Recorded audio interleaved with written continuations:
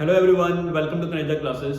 तो आज हम डिस्कस करने वाले हैं 10th ग्रेडर्स के लिए। जी हाँ, डेट शीट आ चुकी है और बहुत इंपॉर्टेंट है कि आज से हमें स्टार्ट कर देना चाहिए chapter wise revision.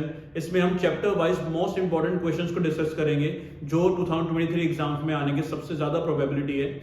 And NCERT करो और इन क्वेश्चंस को जो मैं यहाँ पे डिस्कस करने वाला हूँ इसको साथ में सॉल्व करो। That's it. ऐसे 100% रिवीजन होगी and you will gate 100% result out of this. So let's begin. So today we are going to start with the chapter number 1, real numbers. So what it is written, previous year and most important questions for 2022-23 board. Yes, previous year question भी यहाँ discuss किए जाएंगे and other than that most important question which may come this time. So let us start with the chapter number 1, real number. Two positive numbers. Read the question. Two positive numbers have their HCF as 12 and the product is 6336. The number of pairs possible for the number is.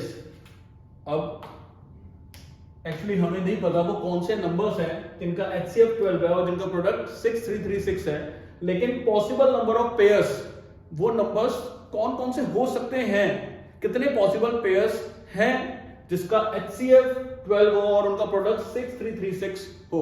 So let us begin with this. अगर किसी number का HCF है 12, इसका मतलब उसका common factor क्या है 12। Let us look here 4 and 6, इसके फैक्टर्स 2 and 2, 6 के फैक्टर्स 2 and 3, इन दोनों का कॉमन फैक्टर क्या है 2। सो दिस इज HCF, राइट। ये समझने के लिए एग्जांपल दिया जा रहा है, सो ध्यान से समझना। दोनों में से 2 आ गया HCF। इसके बाद अगर मैं इसको लिख सकूं 2a, anything wrong? No. a कोई भी नंबर हो सकता है, यहां पे मैं क्या लिख सकता हूं 2b, ऐसे हम लिख सकते हैं। तो जिनका HCF 2 है उनको हम ऐसे डिफाइन कर सकते हैं 2a and 2b, क्योंकि दोनों में एटलीस्ट 2 तो कॉमन है ही। एंड अदर देन 2 वो कौन से फैक्टर्स हैं वो हमें यहाँ पे नहीं पता, क्योंकि यहाँ पे हमें ओनली HCF दिया हुआ है। ऑब्वियसली यहाँ हमें पता है कि 4 का जो दूसरा फैक्टर है वो 2 है और 6 का जो दूसरा फैक्टर है वो 3 है, but here we don't know which are those numbers. तो यहाँ पे हम let numbers be 12a and 12b. Now product of these numbers 6336. So 12a into 12b is equal to 6336. So 12 and 12 will go this side. Cut this out. 12 5s are 60, then 2s are 24, then 96, 8s are 96, then again by 12, 12 4s are 48, then again 12 4s are 48. So वो दोनों numbers जो हैं वो ऐसे numbers हैं जिनका product क्या है 44, राइट। इनका प्रोडक्ट क्या है 44। So this can be 44 1 into 44, or it can be 2 into 22, or it can be 4 into 11। ये पॉसिबल पेयर्स हो सकते हैं। 44 कैसे बना सकते हैं हम? 44 कैसे बना सकते हैं हम? AB means the product of two number is 44। तो हम कैसे बना सकते हैं 44? 1 into 44, 2 into 22 is also 44, 4 into 11 is also 44। इसके अलावा कोई और पेयर नहीं। नाउ लुक हियर, यहां पे और यहां पे वी हैव द को-प्राइम्स। ये दोनों कौन से केसेस हैं? को-प्राइम्स, जिनके कोई और कॉमन फैक्टर नहीं होता अदर देन 1, बट यहां पे कॉमन फैक्टर क्या है 2। लेकिन यहां जो हमारे AB है इसमें से कोई भी कॉमन फैक्टर नहीं हो सकता, क्योंकि कॉमन फैक्टर हमने अलग से निकाला हुआ है और वो कॉमन फैक्टर से हमने वहां पे डिवाइड कर दिया। तो A और B में कोई भी कॉमन फैक्टर नहीं होगा। सो कॉमन फैक्टर कहां पे नहीं है? इसमें और इसमें। तो पॉसिबल नंबर ऑफ पेयर्स कितने हैं यहाँ पे? Only 2। So this is the correct answer. Now the second question is, if n is any natural number, then 12 raised to power n cannot end with digit। काफी बच्चों को answer पता होगा, it cannot end with digit 0, but let us discuss। 12n can be written as 2 multiplied 2 multiplied by 3। अब 12 के factors क्या हैं? 2 2 and 3, और 0 डिजिट आने के लिए कम से कम 2 फैक्टर्स का होना बहुत जरूरी है। This is a compulsion.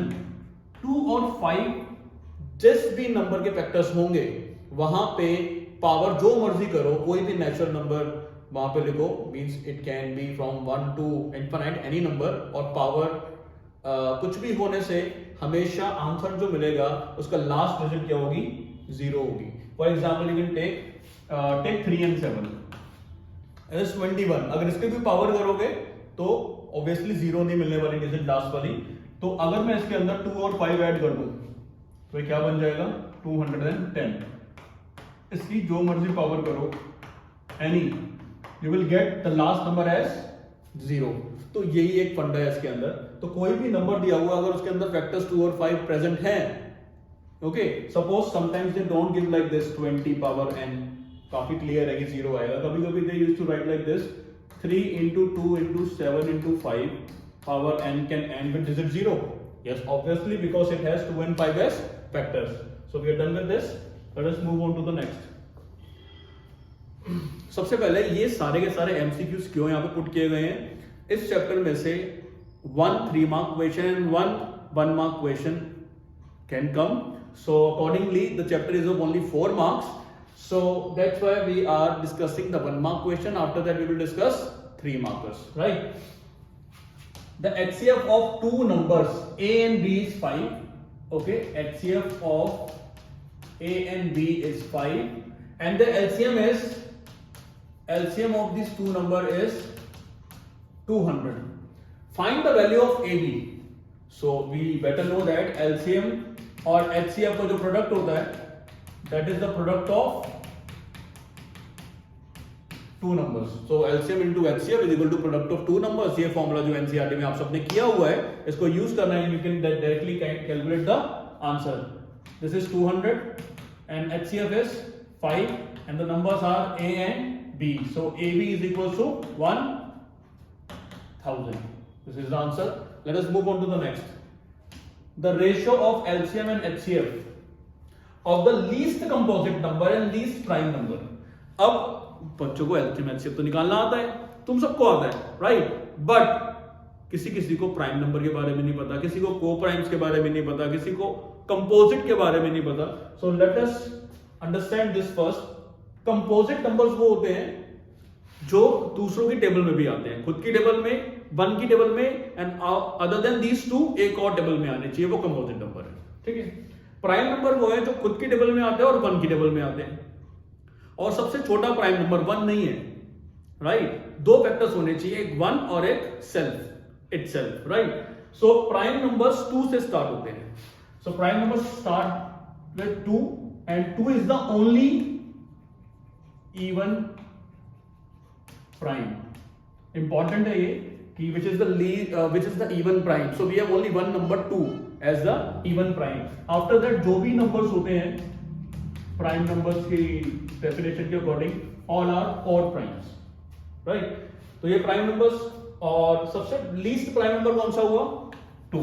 अगर यहाँ पे लीस्ट प्राइम आए या इवन प्राइम आए, so do not get confuse, वो एक ही बात है, 2 की बात कर रहे हैं। So least prime is 2 and least composite, सबसे छोटा composite. If I write all the numbers like, तो ऐसा कौन सा नंबर है जो अपनी टेबल में भी आता है, 1 की टेबल में भी आता है और एक और टेबल में आता है? तो ये तो नहीं है, out out out, yes, in. So least composite number is 4, right? तो इन दोनों को हमें क्या निकालना है? एलसीएम भी और एचसीएफ भी। So LCM upon HCF, we have to calculate the ratio. So LCM of these two, you should know this way. 4 के factors 2 square and 2 का factor obviously 2. So HCF is 2 and LCM over here is 2 square, that is 4. So 4 upon 2. So ultimately the answer is 2:1. अगर किसी भी बच्चे को कोई confusion create होती है, then you can write in the comment section and you will get the answer definitely the same day. So after this, let us move on to the next. So here the answer is 2:1. The sum of two numbers is 1215. Important to discuss. ये सब question ना तुम्हें जब हम पूरे साल पढ़ चुके होते हैं, क्वेश्चन जितनी बुक्स कर चुके होते हैं उसके पास सैंपल पेपर्स में आते हैं, फिर ये क्वेश्चन बाहर आते हैं. So let's do this. The sum of two number is 1215 and the HCF is 81. Then the possible number of pairs of such numbers are. ऐसा सेम क्वेश्चन हमने पीछे किया है जिसमें प्रोडक्ट दिया हुआ था. But here what is given? Sum of two number is given. So sum of two number. Let numbers be. Obviously हमें फिर से क्या पता है? HCF. So numbers क्या हो जाएंगे? 81A and 81B, क्योंकि उनका HCF 81 है. ऑब्वियसली उसके अंदर 81 तो है ही, उसके अलावा भी कोई और नंबर्स हो सकते हैं, right. So sum of these two numbers 1215, A plus B में से 81 कॉमन लो, A plus B 1215 divide by 81. So 9 9s are 9 1s are, then 3s are 27, then 5s are, then 9 goes with 15. So sum of two numbers should be 15. हमें ये पता चल गया कि जो वो दो नंबर्स की बात कर रहे हैं उनका सम क्या होना चाहिए? 15. अब 15 कैसे बना सकते हैं हम? 1 plus 14 is 15, 2 plus 13 is 15, 3 plus 12 is 15, 4 plus 11, 5 plus 10, 6 plus 9. Okay, and in the same way I'm writing this all. Then 7 plus is wrong. 7 plus 8. Then 8 plus 7. Then now it is a repetition from here. Still I'm writing. सारे देख लो कौन से possible pairs हैं.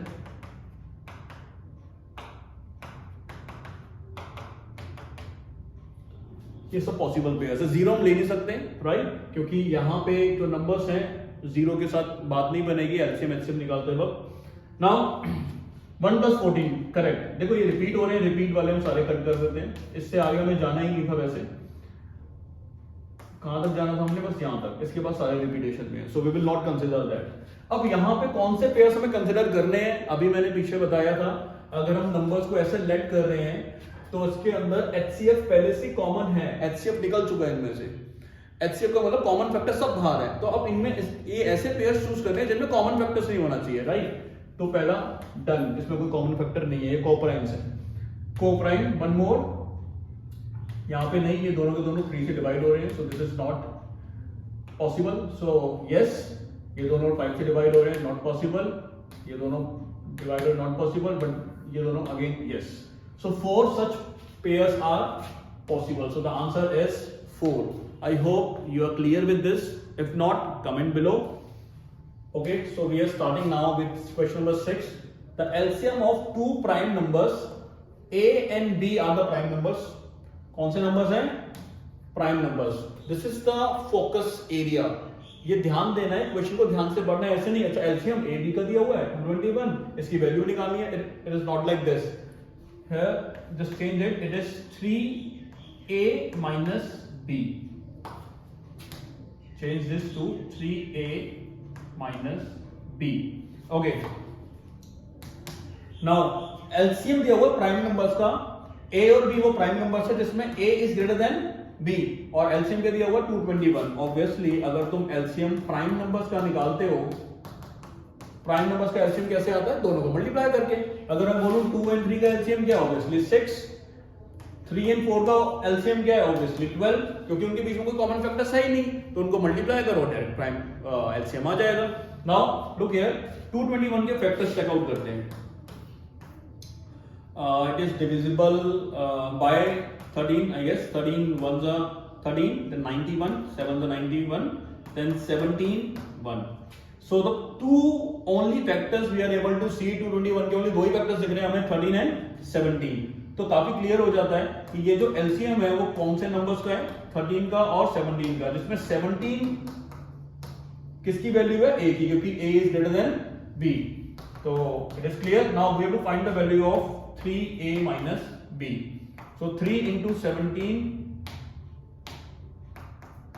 minus 13. So 51 minus 13 and the answer is 38.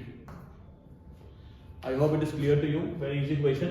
बस जब भी prime numbers का LCM दिया हो तो उसके फैक्टर्स निकालो एंड यू कैन इजीली सी वही दो नंबर्स आएंगे जिनको मल्टीप्लाई करके वो एलसीएम बना है, राइट।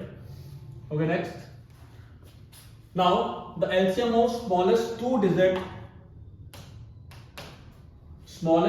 Digit composite number. अब कंपोजिट नंबर तो हमें पता है, जो अपनी टेबल में है 1 की टेबल में है, उसके अलावा भी एक और टेबल में है, राइट। अब यहाँ पे सबसे स्मॉलेस्ट कंपोजिट नंबर है 4, अभी पहले क्वेश्चन में पढ़ा, लेकिन अब क्या लिखा हुआ है 2 digit composite number which is smallest they're asking.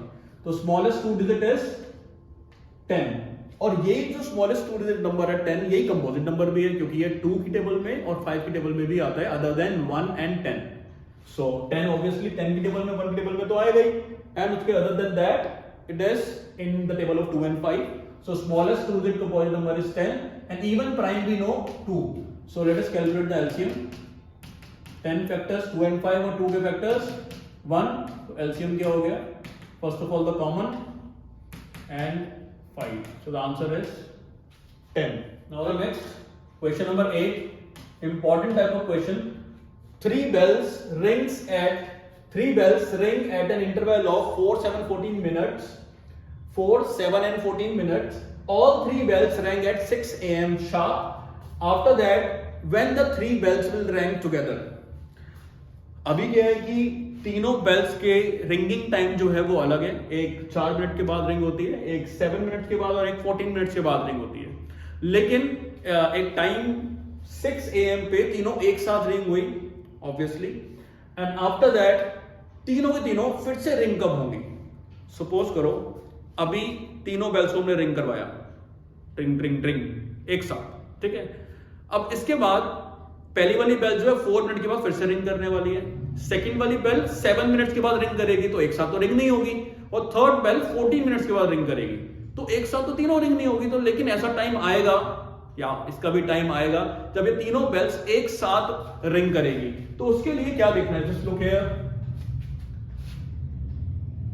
4, 7 and 14, जो 4 मिनट में रिंग कर रही है वो फर्स्ट टाइम 4 मिनट के बाद रिंग करेगी, ये 7 मिनट के बाद और ये 14 मिनट के बाद। इसके बाद ये फिर से रिंग करेगी after 4 more minutes, means 8 minute के बाद, okay, means after the end of 8 minutes. और ये नेक्स्ट 7 ऐड करो 14, इसमें नेक्स्ट 14 ऐड करो 28। तो ऐसे ये भी चलते रहेंगी, ऐसे रिंग करती जाएगी और ऐसे ये भी रिंग करती जाएगी।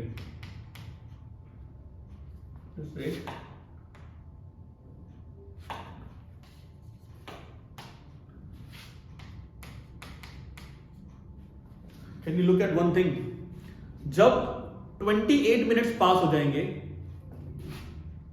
तो ये वाली बेल रिंग करने वाली है, राइट, और 28 मिनट्स पास होने पे ये वाली बेल भी रिंग करने वाली है, और 28 मिनट्स पास होने में ये वाली बेल भी रिंग करने वाली है। तो ये वो कॉमन नंबर है 28 मिनट जब ये तीनों बेल्स फिर से रिंग करेगी।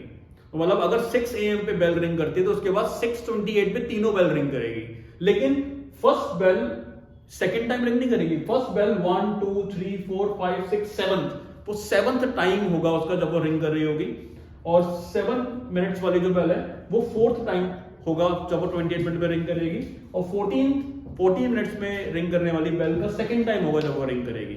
ये नहीं पूछा गया कि कितने टाइम तक रिंग करेगी, बस ये पूछा गया कि एक साथ कितने मिनट के बाद रिंग करेगी। तो इट इज वेरी क्लियर कि 28 मिनट्स में वो फिर से रिंग करने वाली है। Now try to understand very carefully, एक कंसेप्ट है एलसीएम एचसीएफ का स्टेटमेंट सम्स में, which is very important to know. अब सोचो कॉमन सेंस, 4, 7 और 14 मिनट्स में अगर कोई बेल्स अलग अलग टाइम पे रिंग कर रही है, ऑब्वियसली क्या तुम बता सकते हो क्या वो 4 मिनट से पहले तीनों बेल रिंग कर सकती हैं? या सबसे बड़ा नंबर यहां से उठाओ, 14 मिनट से पहले तीनों बेल रिंग कर सकती है? 14 मिनट से पहले नहीं पॉसिबल है ना, 14 मिनट से पहले भी पॉसिबल नहीं है ना।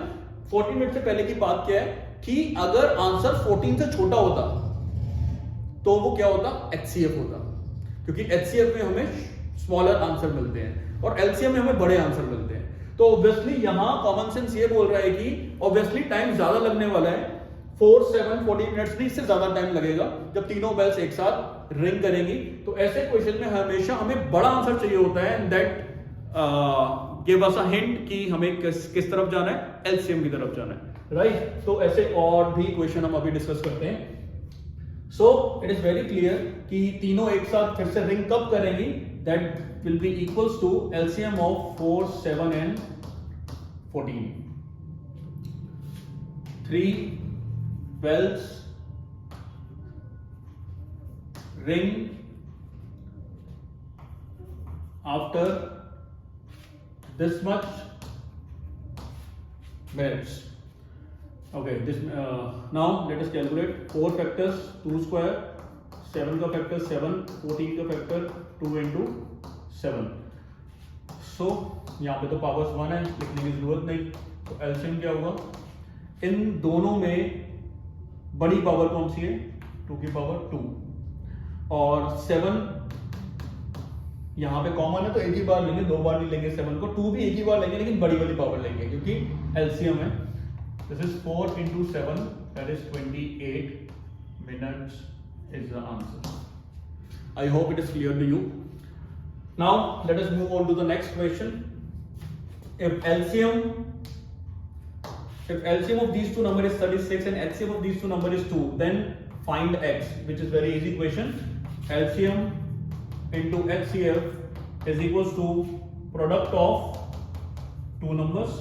LCM हमें पता है 36 है, HCF भी हमें पता है, बस x की वैल्यू भी निकालनी है। That is very easy. 18 इधर आ जाएगा और डिवाइड हो जाएगा, 2 2s are 4, so value of x is 4. Let us mark, and here the answer was 6:28 AM. यहाँ पे डिस्कस नहीं है, 28 मिनट्स के बाद यहाँ पे एक ऑप्शन दिया हुआ है, the time will be 6:28 AM. Okay, so we are done with these 9 questions. Let us move on to the next. The largest number which divides 70 and 125, leave remainder 5 and 8 respectively. एक वो number के बारे में पता करना है। Usually क्या होता है कि जब ये लार्जेस्ट नंबर बोलते हैं ना, तो वो लार्जेस्ट नहीं होता है, एक्चुअली वो स्मॉलर आंसर आएगा तुम्हारा, बट लीव दैट। लेकिन अभी कंसेप्ट को समझते हैं क्या है। 70 और 125 को डिवाइड करेगा वो नंबर, try to understand, which divides this and this. उसका मतलब वो नंबर छोटा है जो 70 और 125 को डिवाइड करने वाला है, राइट। तो एक छोटे नंबर से हम इसको डिवाइड करेंगे और उसके बाद रिमाइंडर ये बचता है। तो ये लार्जेस्ट जो है उससे कंफ्यूज नहीं होना, ठीक है।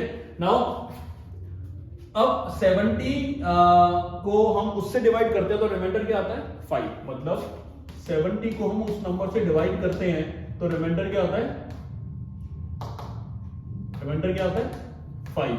और 125 को अगर हम उसी नंबर से डिवाइड करते हैं तो रिमाइंडर क्या आता है, 8, राइट। तो ऐसा करते हैं, इन दोनों को इनके ही रिमाइंडर से माइनस कर देते हैं तो हमें पता चल जाएगा कि वो नंबर, देखो जरा ध्यान दो, अगर 5 में इसमें से माइनस कर दूं तो 65 आता है। तो 65 इससे पूरा डिवाइड होने वाला है, ये क्लियर हो गया।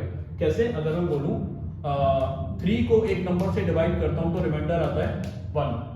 अगर मैं 3 में से रिमाइंडर माइनस कर दूं, मैं 2 यहां पे एग्जांपल ले लेता हूं, 2 1 2, रिमाइंडर क्या आया, 1। अगर मैं 1 इसमें से माइनस कर देता हूं तो क्या मिलेगा मुझे, 2, जो इससे पूरा डिवाइड हो जाएगा। यही मैं बता रहा हूं कि अगर हम रिमाइंडर यहां से माइनस करेंगे तो जो भी हमें आंसर मिलेगा वो ऑब्वियसली इससे डिवाइड होने वाला है, राइट। ऐसे यहां पे 125 में से 8 माइनस करेंगे तो जो हमें मिलेगा तो ये भी इससे डिवाइड होने वाला है, क्लियर। तो ये दोनों अब उस नंबर से डिवाइड हो सकते हैं, किस नंबर से, ये दोनों अब इन नंबर से डिवाइड हो सकते हैं जो यहां पे हमें फाइंड आउट करना है। तो ऑब्वियसली इन दोनों को डिवाइड करने वाला वो नंबर फाइंड आउट करने के लिए obviously we have to go by the common factor, क्योंकि दोनों को एक ही नंबर डिवाइड करने वाला है। वो common factor how we can calculate, with the help of HCF। Yes, so let us remove this. So that largest number that will be equals to HCF of 65 and 117. So 65 के factors, this 5 multiplied by 13 and 117, this is 3 multiplied by 3 multiplied by 13. Obviously here we have one common factor, that is 13. So वो 13 number था जो इन दोनों को divide करके क्या लेके आने वाला था. Look this, look at this. अगर मैं 13 से इसको डिवाइड करूँ, 13 5 का 65 and the remainder is 5. 13 9 का 117 and the remainder is 8. So verify भी हो गया. बट ट्रिक क्या थी कि हमें पहले माइनस करना था, उसके बाद जो हमें मिलेगा उसके बाद ये दोनों माइनस करने के बाद रिमाइंडर को वहीं से माइनस करो और एग्जैक्ट नंबर फाइंड आउट करो कि कौन सा वो एग्जैक्ट नंबर है जिससे डिवाइड हो पा रहा है. राइट. तो दैट्स व्हाई उसके बाद ही हम एचसीएफ निकाल पाएंगे. राइट. सो इसके बाद 11. If two positive integers a and b are written as this and this, x and y are prime numbers, then HCF of a b is. No problem at all. हमें HCF निकालना है a b का. So a के factors लिखो x cube y square and b के factors x y cube. So HCF is equals to, यहाँ पे common है x, लेकिन जो लीस्ट पावर है वो लेनी होती है x रेज़ पावर 1. इन दोनों में कॉमन y है, but y least power is 2. So the answer here is xy square. Very easy. Yes. Moving on to the next. If two positive integers p and q can be expressed as this and this, and a and b here are prime numbers, then find the LCM. LCM भी हम उसी तरीके से निकाल सकते हैं. p is equals to ab square and q is equals to a cube b. So LCM of PQ is, जो common है उसकी बड़ी पावर को उठाना है हमने, और यहां पे भी बड़ी पावर को उठाओ. So this is what we can say the LCM a cube b square. I hope it is clear. Next, 13. The least number that is divisible by all the numbers from 1 to 10, inclusive both. Inclusive both means 1 और 10 को भी include करना है. तो ऐसा number बताओ जो 1 से लेकर 10 तक जितने भी नंबर से सबसे डिवाइड हो जाए. इजी है. एलसीएम अगर हम इनका निकाल दें तो वो नंबर आएगा. देखो जब एलसीएम निकालना है तो they are saying smallest number, least number, लेकिन आंसर क्या आने वाला है? बड़ा आंसर आने वाला है. Right. So LCM of all the numbers from 1 to 10, let us calculate that.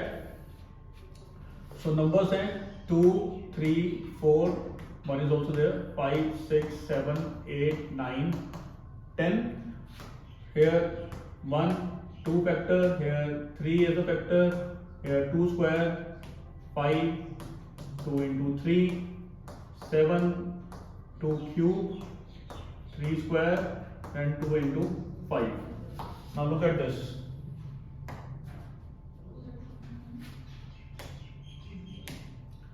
जो ये 2 है, सारे 2 को हाईलाइट कर देते हैं.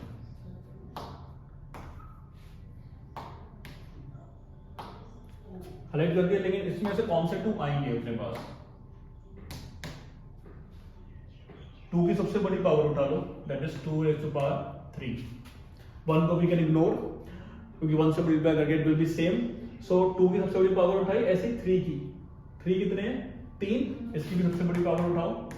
अगर HCF होता तो लीस्ट पावर लेते हैं हम, और लेकिन HCF के लिए हमें सबके अंदर कॉमन देखना होता है. तो यहाँ पे HCF 1 ही होगा क्योंकि सब में एक नंबर कॉमन नहीं है. LCM में सब में नहीं देखना होता, कहीं पे भी हो, बस हाईएस्ट पावर उठा लो. सो 3 भी हमने सेलेक्ट कर लिया. Other than this we have 5, तो 5 भी लिखा जाएगा क्योंकि 5 की पावर 1 ही है यहाँ पे. उसके बाद 7 भी लिखा जाएगा. So all the numbers are included. 2 3 5 7 2 3 5 7 ही है यहाँ पे. 8 multiplied by 9 multiplied by 5 multiplied by 7. 8 5s are 40 and 9 into 7 is 63. 0 2 1 2 5 2 0 is the answer. I hope it is clear to you. Easy question. Next, what is the greatest possible speed? फिर से आ गए वही statement question LCM HCF से related. What is the greatest possible speed at which a girl can walk 95 meter and 171 meter in an exact number of minutes?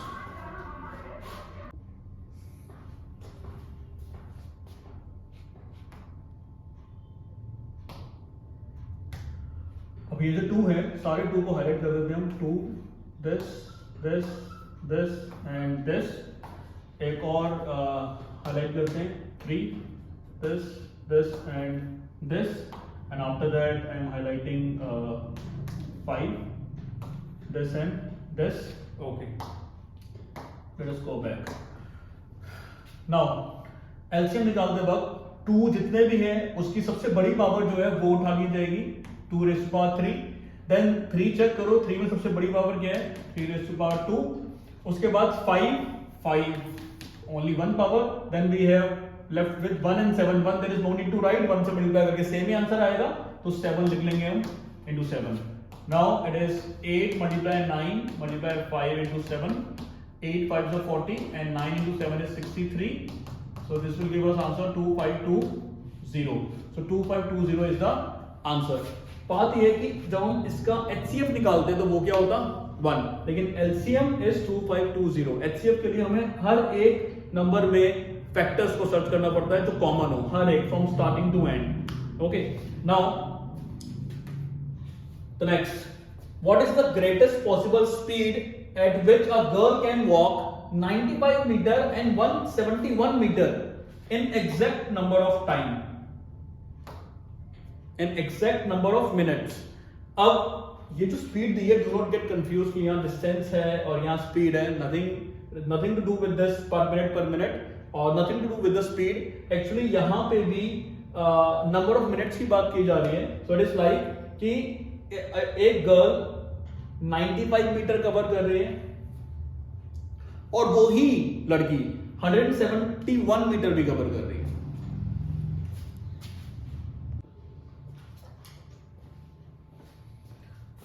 The next, what is the greatest possible speed? An important question. What is the greatest possible speed at which a girl can walk 95 meter and 171 meter in an exact number of minutes? Let me give you an example. ये बात हो क्या रही है, suppose यहां से अगर मैं यहां तक जाता हूं, A से B पॉइंट कवर करता हूं मैं, और मुझे लगते हैं 10 मिनट्स. ओके, ऐसे ही A से मैं C पॉइंट कवर करता हूं और मुझे लगते हैं 10 मिनट्स 40 सेकेंड्स. अब ये वाला केस इस क्वेश्चन में नहीं चलेगा. उन्होंने कहा एग्जैक्ट नंबर ऑफ मिनट्स लगने चाहिए, मतलब पूरे मिनट्स लगने चाहिए. ऐसा नहीं हो कि 10 मिनट्स 30 सेकंड्स लग रहे हैं, 10 मिनट 1 सेकंड लग रहे हैं, 5 मिनट्स फ्यू सेकंड्स लग रहे हैं, ऐसा नहीं. या तो 5 मिनट लगे या 6 minute 7 minute 8 minute, exact number of minutes लगने चाहिए. तो इस तरीके से वो क्या स्पीड होगी उस लड़की की वॉक करने की, और डिस्टेंस इतना ही कवर करना है, 95 मीटर एंड 101 मीटर, दोनों डिस्टेंस कवर करने हैं. तो एग्जैक्ट नंबर ऑफ मिनट्स में ही कवर करे, वो पूरे मिनट्स में ही कवर करे. तो अब ये इसका मतलब ये नहीं है कि इसमें और इसमें सेम टाइम लगेगा, नो, अलग अलग टाइम ही लगेगा, लेकिन एग्जैक्ट नंबर ऑफ मिनट्स लगने चाहिए. जैसे कि इसको कवर करने में 5 मिनट लगे, उसको कवर करने में 13 मिनट लगे, इस तरीके से, राइट. ऐसे नहीं 13.5 5.5, no, that will not work. तो इस केस में तुम ये बताओ बच्चों कि आंसर 171 मीटर से बड़ा होना चाहिए या से कम होना चाहिए. खुद ही सोचो. नंबर ऑफ मिनट्स जो लगेंगे वो मतलब कितना डिस्टेंस वो कवर करे 1 मिनट में. स्पीड का मतलब यहां पे है कि 1 मिनट में कितना डिस्टेंस कवर करे, डिस्टेंस इतना है, तो कितना डिस्टेंस वो कवर करे जिससे वो एग्जैक्ट नंबर ऑफ मिनट्स में वहां पहुंच जाए. तो ऑब्वियसली जो नंबर होगा वो इससे छोटा होगा, तभी पर मिनट में कवर करना है. पर मिनट में 171 मीटर तो कवर नहीं कर सकते, है ना. और क्लियर. तो अगर 1 मिनट में 171 मीटर वो कवर कर रही है तो 95 के लिए तो 1 मिनट से कम लगेगा, सेकंड्स में आ जाएगा. That is wrong again. तो इसलिए हमें क्लियर पता चल रहा है कि हमें जो आंसर चाहिए that we need a smaller answer.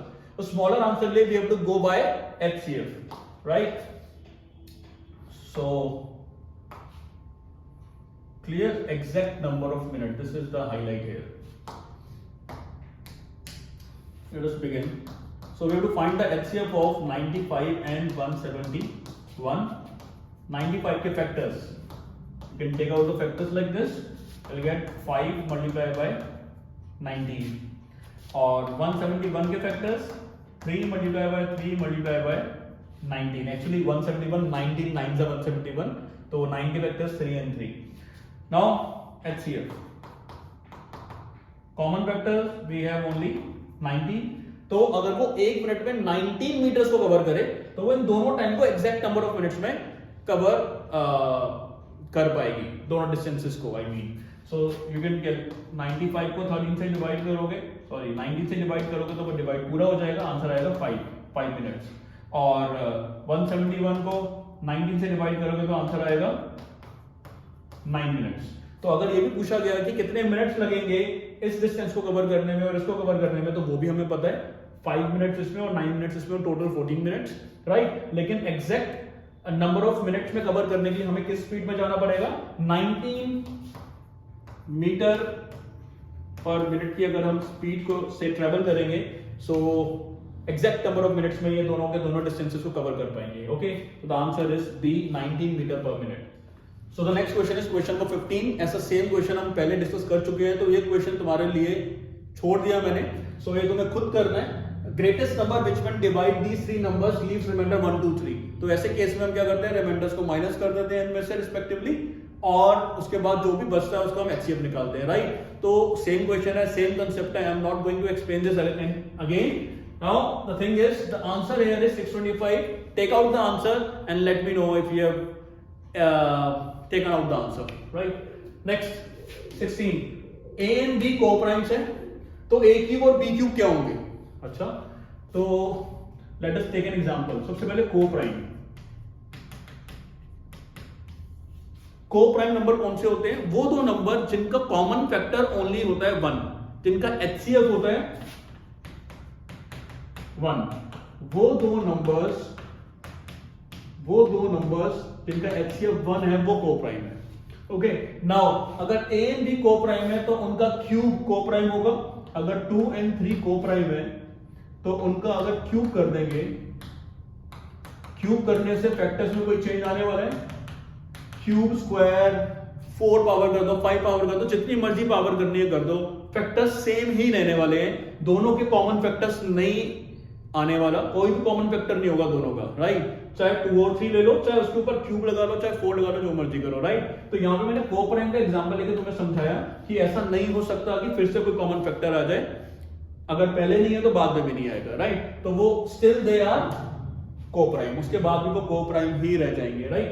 So next question, the LCM of two number is 2400, which of the following can not be their HCF. Let me tell you here a concept is used. LCM is always divisible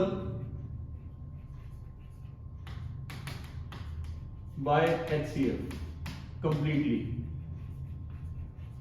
Completely here means remainder will be equal to 0 always. मतलब LCM HCF से हमेशा divide हो जाता है और reminder हमेशा 0 आता है। तो बस इसी मेथड को, इसी कंसेप्ट को यूज करना है हमने यहाँ पे। अगर 24 एलसीएम है तो उसमें से कौन सा एचसीएफ नहीं हो सकता? So 24 divide by 400 we can easily divide, right. Answer is 6। 24 divide by 500 can be divide this? No, so this is the answer. 24 divide by 600, yes we can easily divide, so this can be HCF, this can be HCF and this can also be HCF, क्योंकि 2400 से हम ये भी divide कर सकते हैं और 2400 को हम इससे भी डिवाइड कर सकते हैं, 2400 को इससे भी, बट 500 से डिवाइड नहीं कर सकते। डिवाइड करेंगे तो रिमाइंडर 0 नहीं मिलेगा, we will get other than 0, so that's why ये HCF नहीं हो सकता एज पर द कंसेप्ट, क्योंकि कंसेप्ट में LCM हमेशा HCF से डिवाइड होता है। तो हमें ये नहीं पता इसका HCF क्या होगा, लेकिन क्या हो सकता है, ये हो सकते हैं, but this can not. Okay, next assertion reason. Assertion reason जो है इस चैप्टर से, that is also important. CBSE sample paper में भी 1 मार्क का असर्शन रीजन है इस चैप्टर से। So let us begin. Assertion, if product of two numbers is 5780 and HCF is 17, then LCM is 340। So check कर लेते हैं। So product of two numbers is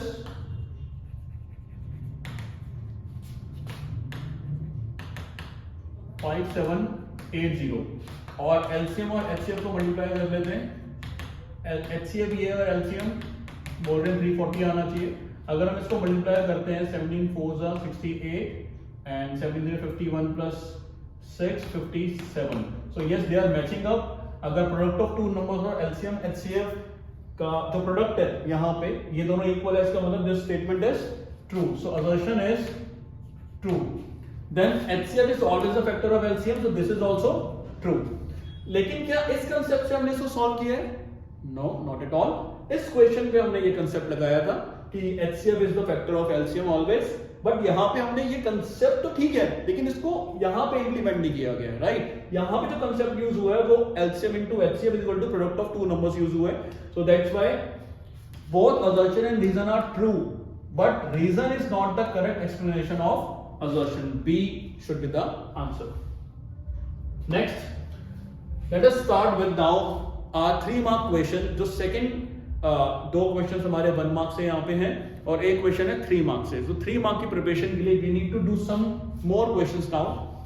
so stay tune, क्योंकि ये जो questions हैं these are really very important and I am pretty sure जो भी आप क्वेश्चन यहाँ कर रहे हो आज फर्स्ट चैप्टर में से, इसी में से ही पेपर में कोई क्वेश्चन मिलेगा इस चैप्टर से. An army contingent of 678 soldiers is to march behind an army band of 36 members in a Republic Day parade. The two groups are to march in the same number of columns. What is the maximum number of columns they can march? अब आगे हैं 36 members, उनके पीछे हैं 678 members. अब जितनी यहां पे कॉलम्स बनेंगे उतने ही यहां पे कॉलम्स बनेंगे, लेकिन नंबर ऑफ कॉलम्स दोनों में सेम रहने चाहिए और एग्जैक्ट नंबर ऑफ मेंबर्स हर कॉलम में आ जाने चाहिए. मींस क्या लिखा है? The two groups are to march in the same number of columns. What is the maximum number of columns they can march? अब नंबर जो हम कॉलम्स बनाएंगे, एक कॉलम में मेंबर्स को खड़ा करेंगे हम, फिर सेकंड कॉलम में खड़े करेंगे, राइट? ऐसे करके हम 1 2 3 1 2 3 इस तरीके से हम उनको प्लेस करते रहेंगे. अब अगर सेम नंबर ऑफ कॉलम्स हमें दोनों साइड चाहिए तो ऑब्वियसली क्या होना चाहिए आंसर? एलसीएम या एचसीएफ? सोचो, जो मैंने समझाया था तुम्हें कि कंसेप्ट क्या यूज करना है. क्या छोटा इसका आंसर छोटा आएगा या इसका आंसर बड़ा आने वाला है? बिग आंसर का यहां पे प्रोबेबिलिटी है, smaller answer. Just tell. Think.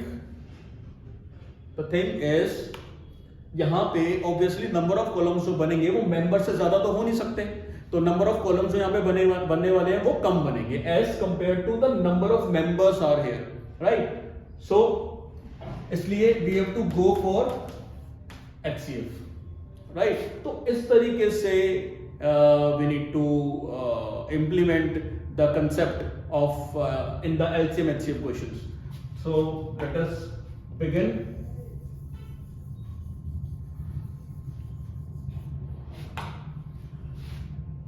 So maximum number of columns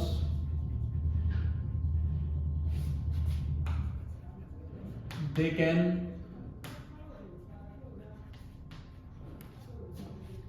march is HCF of 36 and 678. So 36 and 678, you can go with the factors.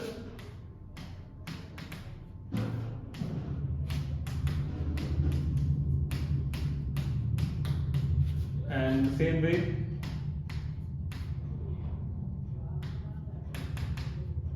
then by which number we can cut this? By 113. Cannot 113 is a prime number? Yes. Okay, so 113 is a prime number. So let us go. 36 2 square into 3 square, then 678 is 2 multiplied by 3 multiplied by 113. So what will be the HCF? Common है 2 और 3, लेकिन जो छोटी power होती है उस वाले number को हम उठाते हैं. So it is 2 and this is 3. So कितने नंबर ऑफ कॉलम्स होने चाहिए? 6 columns are only possible, right? So let us start after this with the next question.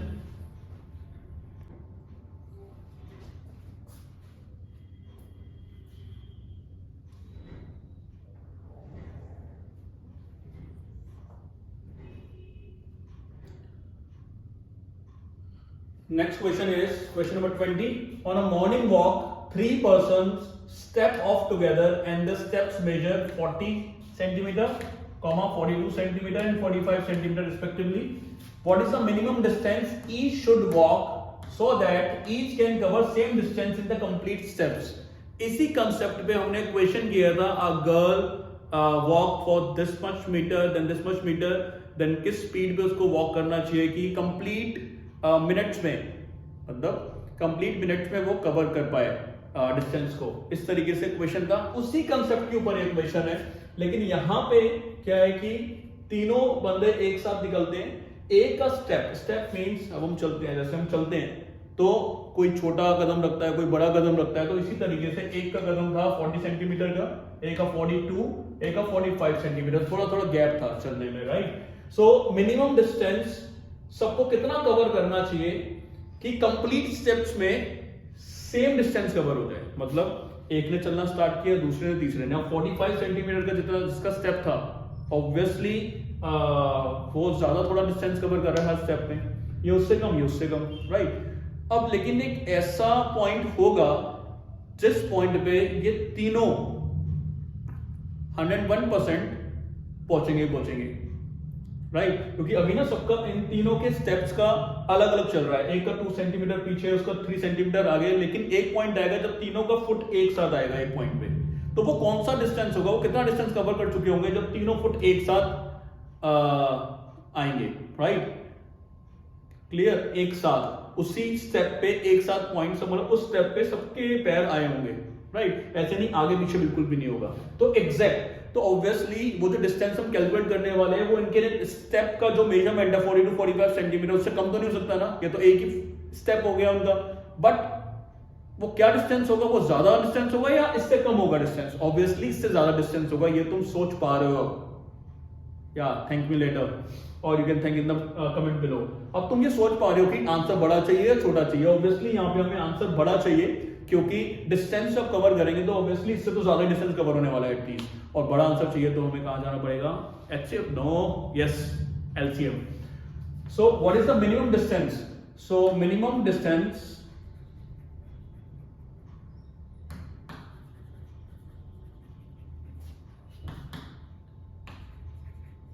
each should cover,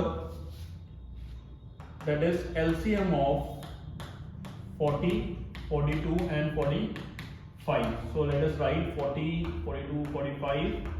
40 के factors 2, then 2 square 2 and 2 into 2 cube into 5. Then here 2 into 3 into 7. Then here we have, this is actually 45, 3 square into 5. अब LCM निकालते वक्त we need to see the common thing. See 2 इन दोनों के पास है, लेकिन बड़ी power कौन सी है? 3. So 2 raised to power 3 और 3 में 3 square, then we have 5 and then we have 7. तो सारे लिए जाएंगे 8 into 9 into 5 into 7. ये सेम टू सेम कैलकुलेशन हमने स्टार्टिंग क्वेश्चन में की थी, if you remember. Calculation same थी लेकिन क्वेश्चन अलग था. So the answer here is 2520 centimetre. So how much distance they need to cover? 2520 centimetre. जब इतने डिस्टेंस पे, ये वो डिस्टेंस है जब तीनों के फुट इतने डिस्टेंस पे, एग्जैक्ट इसी डिस्टेंस पे लाई किए होंगे, जिसमें बिल्कुल भी डिफरेंस नहीं होगा, even of 1 centimetre, right. So 2520 is the correct answer. Now moving on to next. The length, breadth and height of a room are 8 metre 50 centimetre, 6 metre 25 centimetre. This is the length, this is the breadth and this is the height. Now this we can write as 850 centimeter, this as 625 centimeter, this as 475 centimeter. Okay, it is better to do like this. Find the length of the longest rod that can measure the dimensions of the room exactly. अब बात ऐसी है कि हमारे पास length भी है 850, breath है अपने पास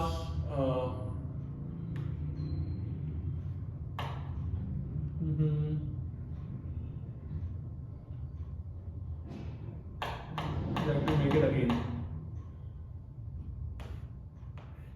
इस तरीके से, ये तुम्हें क्लियर होगा.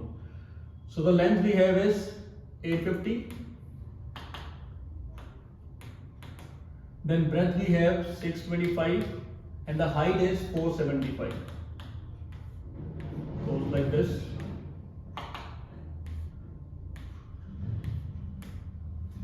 So we have the length, we have the breadth and we have the height of the room.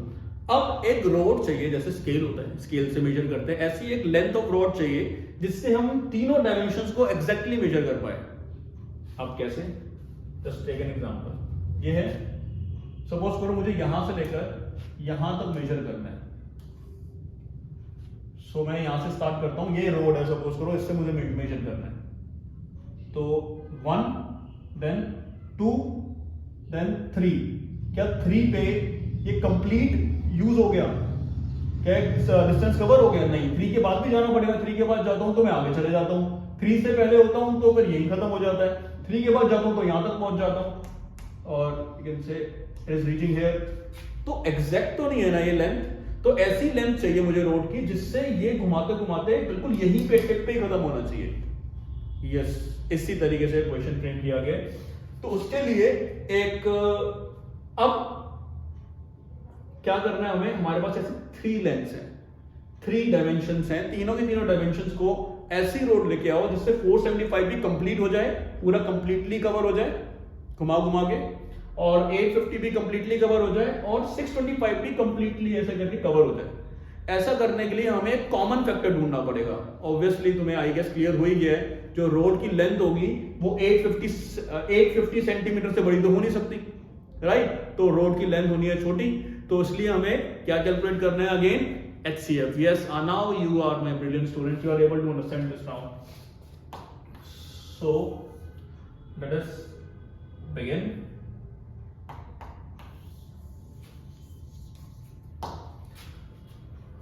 So length of longest rod is equal to HCF of 850, 625 and 475.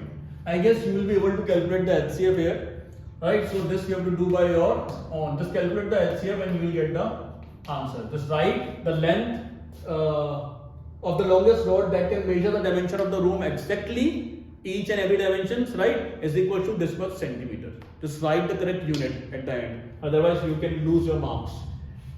Okay, check whether 4n can end with digit 0 for any natural number n. Answer हमें पता है इसका कि answer है no, कि 0 से and नहीं हो सकता, क्योंकि हमने स्टार्टिंग में आज MCQs के अंदर इसको डिस्कस किया था. So how we can prove it? Solution. 4n can end with digit 0 if it has 2 and 5 as prime factors. So 4n can be written as 2 multiplied 2 n. So यहां पे हमारे पास फैक्टर 4 का 2 तो है लेकिन 5 नहीं है. Also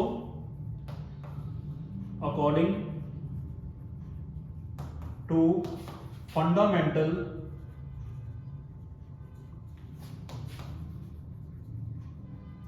theorem of arithmetic, prime, बेटा ये सारी स्टेटमेंट्स लिखना बहुत जरूरी है if you want full marks इस क्वेश्चन में. Prime factorisation of each number is unique. अब बात क्या थी, क्वेश्चन तो यही खत्म हो गया. 4n can add with digit 0. 4n 0 से तब ऐड हो सकता है अगर उसके फैक्टर्स 2 और 5 होने चाहिए, प्राइम फैक्टर्स. लेकिन 4n के अगर फैक्टर्स चेक करते हैं हम 4 के फैक्टर्स, तो वहां पे 2 है बट 5 नहीं है, 5 भी होना चाहिए था। कोई मर्जी फैक्टर हो, 2 और 5 दोनों का होना बहुत जरूरी है। Also according to fundamental theorem of arithmetic, arithmetic एक फंडामेंटल थ्योरम है, उसमें ये बोला गया है कि प्राइम फैक्टराइजेशन हर नंबर का क्या होता है, यूनिक। जब यूनिक होता है तो 4 के फैक्टर्स में 5 तो आ नहीं सकता obviously. So 4n can not have 5 age factor, therefore 4n cannot end with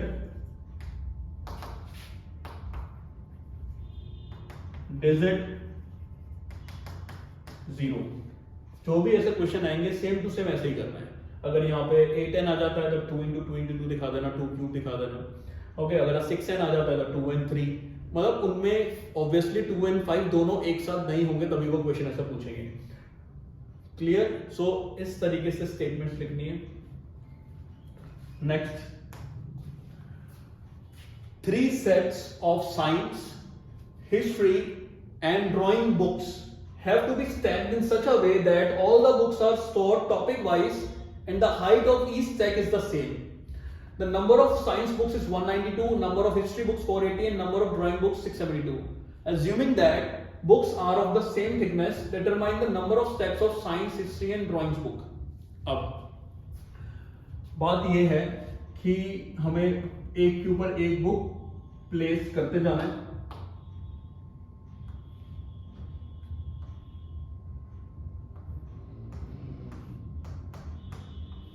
एक बुक रखी, उसके ऊपर एक और बुक ऐसे ही रख दी, राइट? ऐसे करके एक के ऊपर एक बुक रखती जाने, तो उसको बोलते हैं स्टैक। क्या बोलेंगे? जो नंबर ऑफ बुक्स होंगी, स्टैक।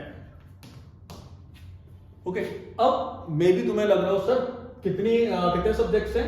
साइंस है, हिस्ट्री और ड्राइंग है, तो 3 स्टैक्स बनेंगे। नहीं, ऐसा नहीं है। यहाँ पे नंबर ऑफ स्टैक्स हमारे इंक्रीज होने वाले हैं। क्यों? क्योंकि क्वेश्चन में लिखा हुआ है कि number of have to be stacked in such a way all the books are stored topic wise। सबसे पहले तो टॉपिक वाइज, ये करेक्ट है कि टॉपिक वाइज एक स्टैक बनेगा साइंस का, तो दूसरा बनेगा हिस्ट्री का, फिर तीसरा बनेगा ड्राइंग का। लेकिन कितने साइंस के स्टैक्स बनेंगे वो हमें नहीं पता, कितने हिस्ट्री के स्टैक्स बनेंगे वो भी हमें नहीं पता, और कितने ड्राइंग के स्टैक्स बनेंगे ये भी नहीं पता।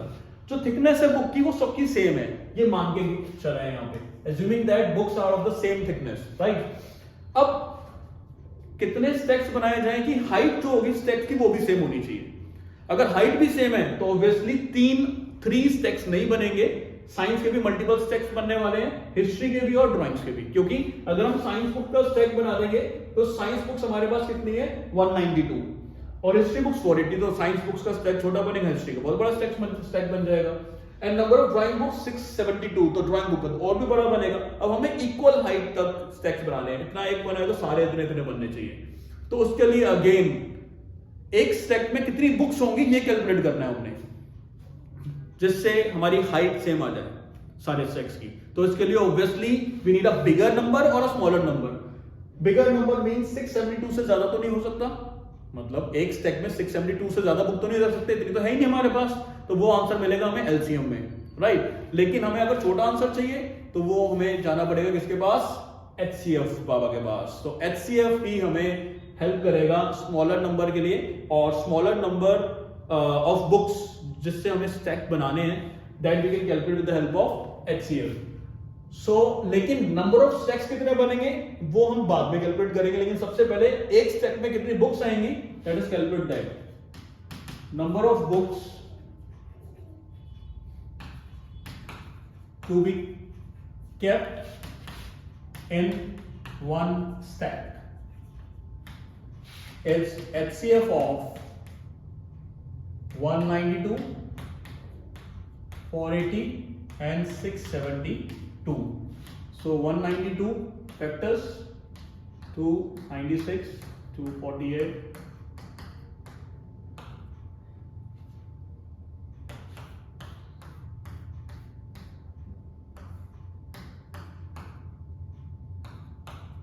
now 480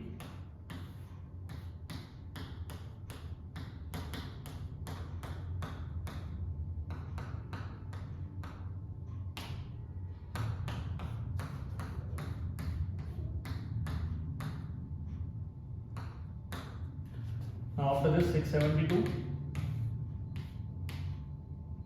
3, 3, 6, 1, 6, 8, 84, 42, 21, 7, go by 7 and 1. 2, 2, 2, 2, 3, 7. Now we got all the factors. Let us do this. 192 factors are 1, 2, 3, 4, 5, 6. 2 raised to power 6 into 3. 480 factors 1, 2, 3, 4, 5. 2 raised to power 5 into 3 into 5. Then 672 factors 1, 2, 3, 4, 5. 2 raised to power 5 into 3 into 7. So we need to find HCF. HCF means जो 2 common है हमारे पास उसमें से सबसे छोटी power उठाओ 2 raised to power 5 और 3 भी कॉमन है तो वो भी लेंगे. 5 and 7 तो सब में है ही नहीं. So it is 32 into 3. So 96 books का एक स्टैक होना चाहिए. Now let us calculate कि कितने स्टैक्स बनेंगे. So number of stacks. Determine the number of stacks of science. So पहले साइंस का कैलकुलेट कर देते हैं. साइंस की टोटल बुक्स कितनी है 192 और एक स्टैक में कितनी बुक्स आएंगी 96. So 2 stacks from science,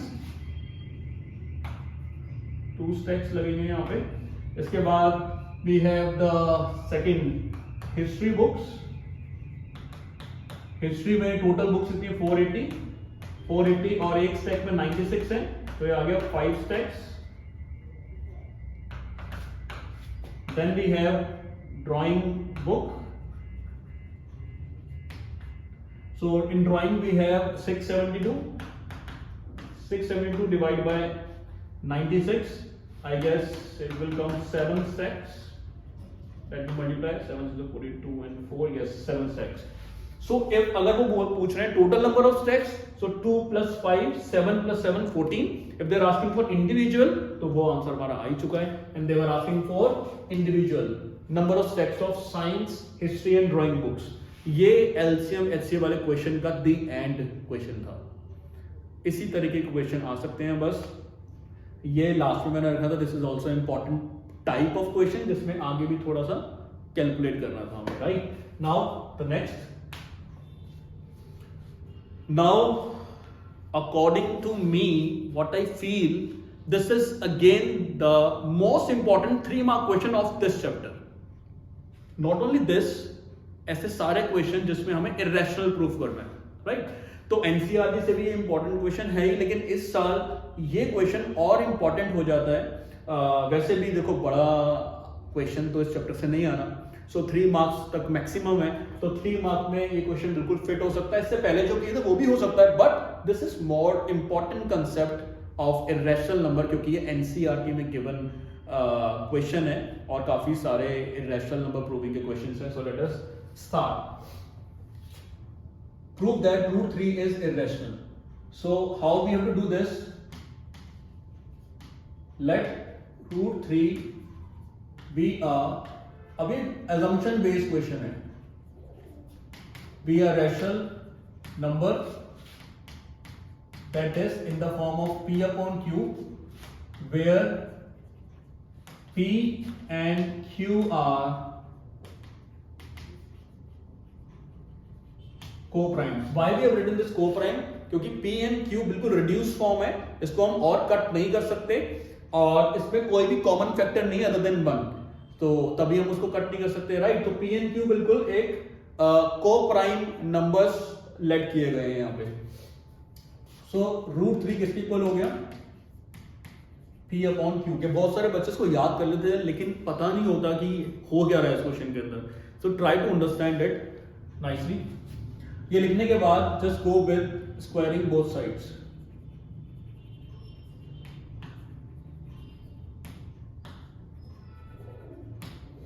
So root 3 square is equals to P by Q whole square. That is 3 is equals to P square by Q square. Now cross multiply. 3Q square is equal to p square. अब देखो अगर 3x is equal to 9 इस तरीके से मेरे पास कुछ है, सो 3 उधर जाके क्या होगा, डिवाइड होगा। Yes, so in the same way we can write since 3 divides p square, so 3 क्या कर रहा है, p स्क्वायर को डिवाइड करेगा, राइट। जैसे मैंने कहा 3 9 को डिवाइड करेगा, so 3 divides p square, therefore अगर वो किसी के स्क्वायर को डिवाइड कर रहा है तो 3 will divide even p, therefore this is since, therefore 3 divides p also. अगर 3 p को डिवाइड कर रहा है, जैसे कि मैं बोलता हूं 3 जो है वो 12 को डिवाइड कर रहा है, ठीक है, तो 12 के जो फैक्टर्स होंगे उसमें 3 पक्का होगा, क्योंकि 3 अगर 12 को डिवाइड करे तो 12 के अंदर 3 होगा, तो 12 के फैक्टर्स क्या होंगे, 2 इंटू 2 इंटू 3, राइट। सो 12 को मैं कैसे लिख सकता हूं, 3 मल्टीप्लाई बाय 4, राइट। तो मतलब बात ये है, अगर मैं किसी नंबर को 3 से डिवाइड कर रहा हूं, किसी भी नंबर से डिवाइड कर रहा हूं, अभी मैं एग्जांपल ले लेता हूं कि मैं किसी भी नंबर को 3 से डिवाइड कर रहा हूं, तो मैं उसको इस तरीके से लिख सकता हूं, 3 इंटू एनी नंबर।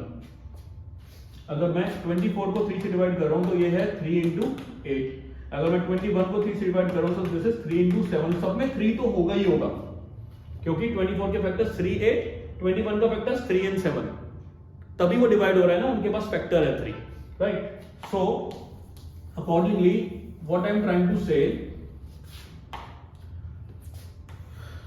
लेट ये जो p है जिसका फैक्टर 3 है, सो हम p को लेट कर लेंगे, let p is equal to 3। p के अंदर 3 तो है, लेकिन उसके साथ और भी नंबर हो सकते हैं, सो उस नंबर को हम क्या मान लेते हैं, r, एक इंटीजर, ठीक है, वो नंबर कुछ भी हो सकता है। तो यहां पे हम लिख देंगे for some integer r। Now यहां पे इक्वेशन लेट कर लो,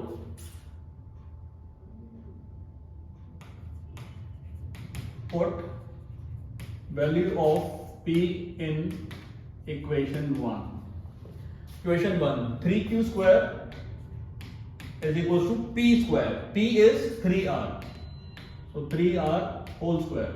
Now 3q square is equals to 9r square. 3 उधर जाके डिवाइड हो जाएगा and this will cut 9, so 9 square, sorry, q square is equal to 3r square. अब 3 उस साइड है, so 3 divides q square, since 3 divides q square, therefore 3 divides q also. So p and q have 3 as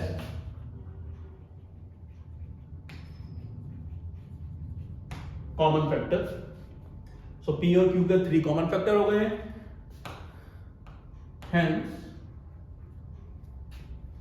leave hence, देखो अब देखो ध्यान से, question की starting में हमने एज्यूम किया था कि p और q का कोई भी कॉमन फैक्टर नहीं other than 1।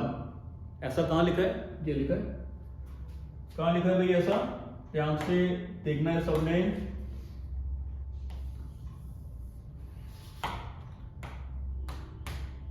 p and q are co-primes, so p and q co-primes थे, उनका कोई फैक्टर है ही नहीं 1 के अलावा, लेकिन यहां पे क्या आ गया, 3 common factor. It means whatever we have assumed here is wrong, हमारी अजम्पशन रॉन्ग हो चुकी है। हमने √3 को रैशनल माना तो हमारा आंसर आया कुछ और, मतलब हमने को-प्राइम माना तो वो नॉन को-प्राइम आ रहे हैं यहाँ पे, they are not matching up, इसका मतलब हमारी अजम्पशन थी wrong, hence √3 is irrational.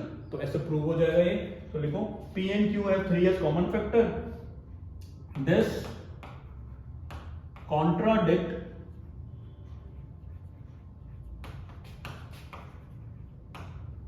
that p and q are co-prime, so our assumption is, हमारे आंसर में आया कि वो कॉमन फैक्टर है उसका, वो को-प्राइम नहीं है, लेकिन assumption में था कि वो को-प्राइम है, so they are not matching, so our assumption is wrong. Hence, root 3 is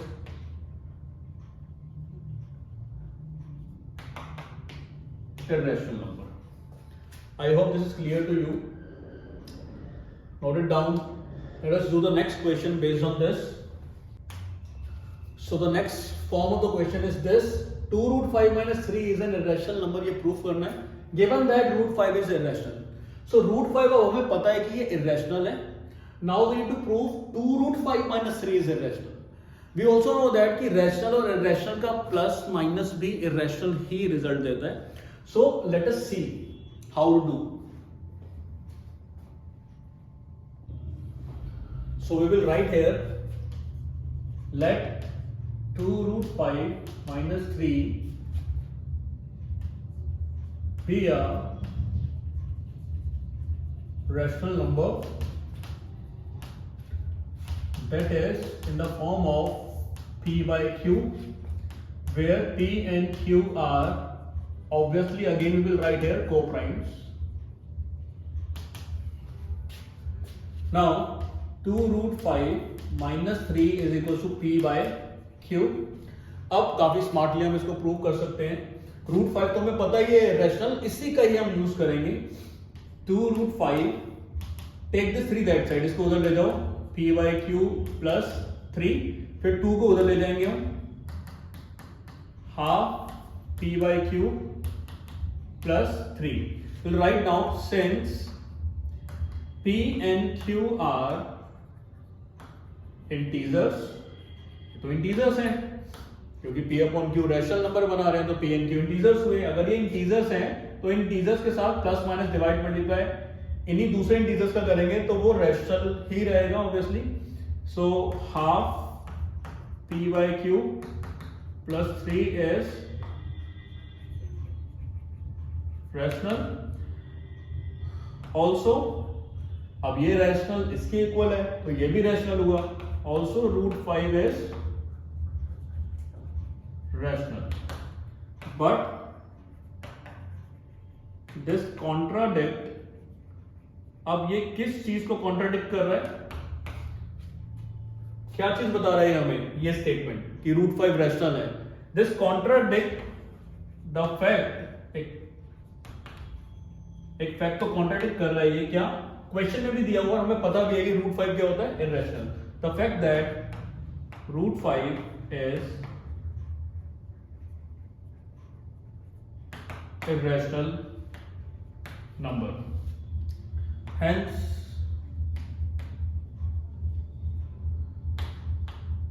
wait, what happened? So we will write one more statement. Root 5 is irrational, so our assumption is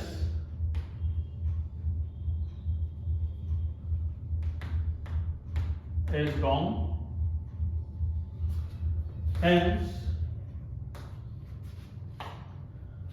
2 root 5 minus 3 is irrational.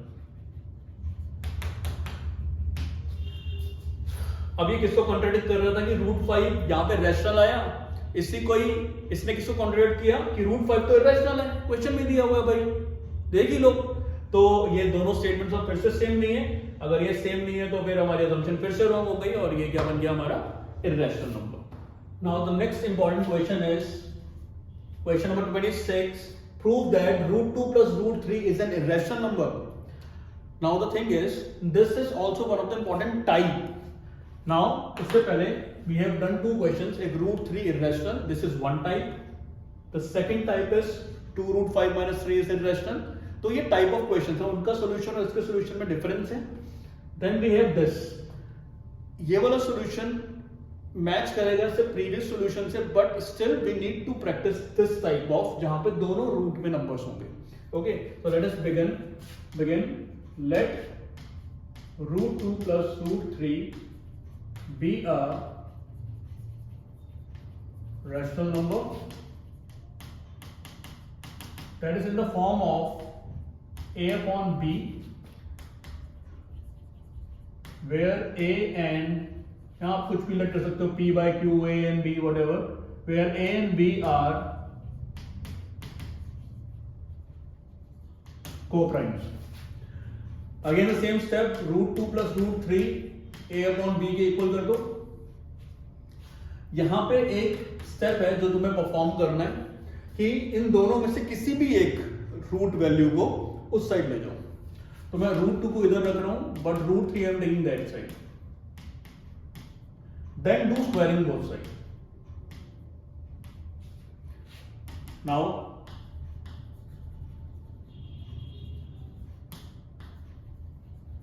squaring both sides.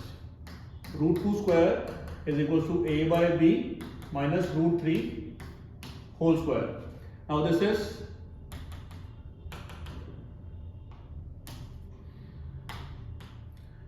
two is equals to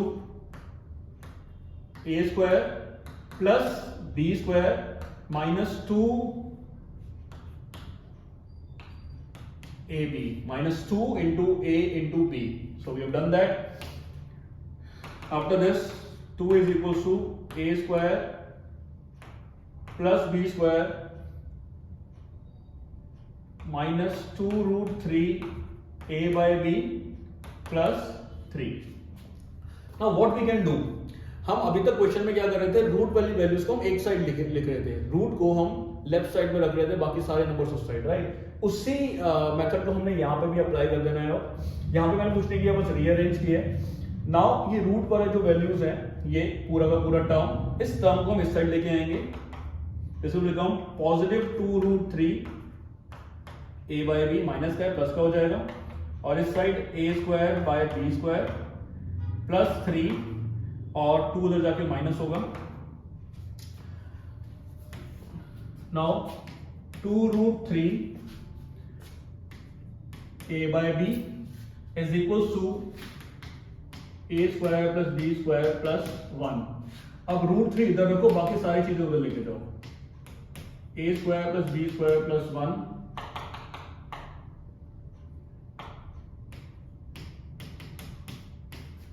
b ऊपर जाएगा और a नीचे आएगा, और a के साथ क्या आएगा 2। Now this can be written as b/2a, then a²/b² plus 1. Now since a and b are integers, do not get confused with this word integers now. a and b जो है वो रैशनल नंबर बना रहे हैं, right. तो a and b obviously वो integers ही होंगे, root में तो नहीं हो सकते रैशनल नंबर में। So a and b are integers, so b/2a a²/b² plus 1 is rational। ये रैशनल बनेगा, सारे integers plus minus divide multiply हो रहे हैं। So therefore √3 is also rational। it contradict, अब हमें पता है √3 तो रैशनल है, √3 तो इरेशनल होता है।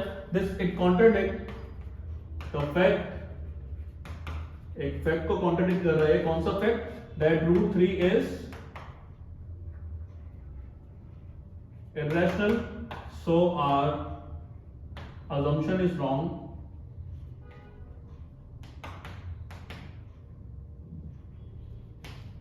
Hence, √2 plus √3 is irrational. Right? Now, let us move on to the next question, which is the last question of this chapter. I hope इस वीडियो से काफी हेल्प मिली होगी। अगर तुम इन्हीं क्वेश्चंस को प्रैक्टिस कर लेते हो तो ऑब्वियसली जिन बच्चों के अभी प्री बोर्ड होने और फाइनल बोर्ड होने, उस पे इस चैप्टर में इस वीडियो के बाद तो मिस्टेक नहीं होनी चाहिए, if you practice it nicely. Now the next,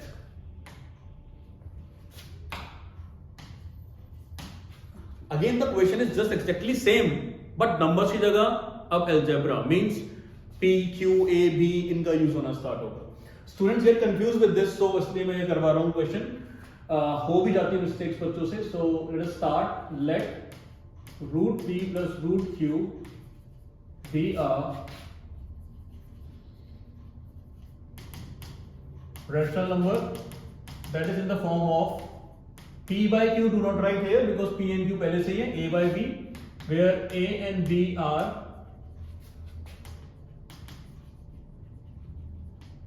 co-primes. Right? Now let root P plus root Q is equals to A by B. वो सेम स्टेप यहाँ पे भी परफॉर्म करना है कि रूट पी या रूट क्यू में से किसी एक को उस साइड भेज दो. ये स्टेप हम परफॉर्म क्यों कर रहे हैं, इस साइड भी किया था कि इसको उधर लेके देते हैं हम, क्योंकि अगर हम यही स्क्वायरिंग बोथ साइड करते हैं तो इनका जो 2ab होता है वो 2√6 बन जाता. ऐसे ही यहाँ पे भी 2√pq बनेगा. तो √pq और वहां √6 और यहाँ √pq को तुम्हें एक्सप्लेन करना पड़ेगा अलग से. तो in order to get rid of those extra steps हम ऐसे कर रहे हैं. Now squaring both sides, square here and whole square here. करने के बाद this is P, this is A square plus B square minus 2A B. So A square plus B square root Q का square will be only Q minus 2 into A into B. You get this? Now what to do? जैसे इससे पहले question में किया था हमने इस root वाले पार्ट को इधर लेके आए थे. So let us bring it here. 2A by B root Q is equals to A square upon B square plus Q minus P. Now 2A upon B को यहां से हटाएंगे, ओनली रूट क्यू रखेंगे यहां पे. इस साइड भी है A square upon B square plus P plus Q and it is multiplied by B by 2a. B by 2a reciprocal होकर यहां पे मल्टीप्लाई हो जाएगा. Now this all is forming a rational number, so this is also rational. वही concept फिर से start.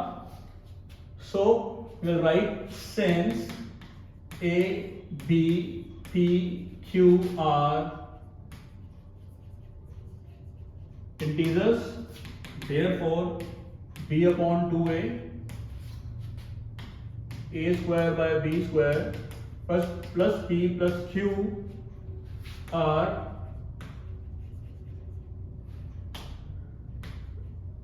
not are is rational. So root q is also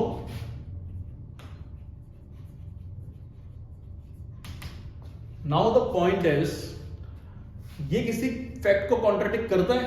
so let me write here, this contradict the fact that root Q is irrational. How can you say that root q irrational है? q की value, क्या q की value 4 नहीं हो सकती? क्या q की value 25 नहीं हो सकती? जो irrational होते ही नहीं है, जिनके नंबर्स 2, जिनका स्क्वायर रूट 2 और इनका 5 आ सकता है तो रैशनल बन जाएंगे. तो q की वैल्यू तो कुछ भी हो सकती है, बट नॉट. क्वेश्चन में जरूर लिखा होगा इस क्वेश्चन में, otherwise we can not prove like this कि p एंड q कौन से नंबर्स हैं? प्राइम नंबर है. और कोई भी प्राइम नंबर का अंडर रूट, कोई भी प्राइम नंबर का जो स्क्वायर रूट होता है वो हमेशा इर्रेशनल नंबर होता है. सो इसी पॉइंट को हमने क्वेश्चन से उठाना है और यहां लिखना है कि yes, this contradict the fact that root Q is irrational. Root Q irrational क्यों है?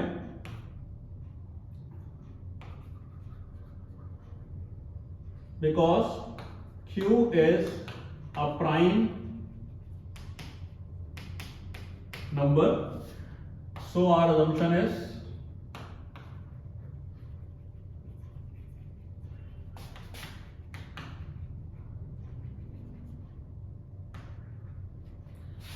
hence root p plus root q is irrational. So finally we are done with the chapter.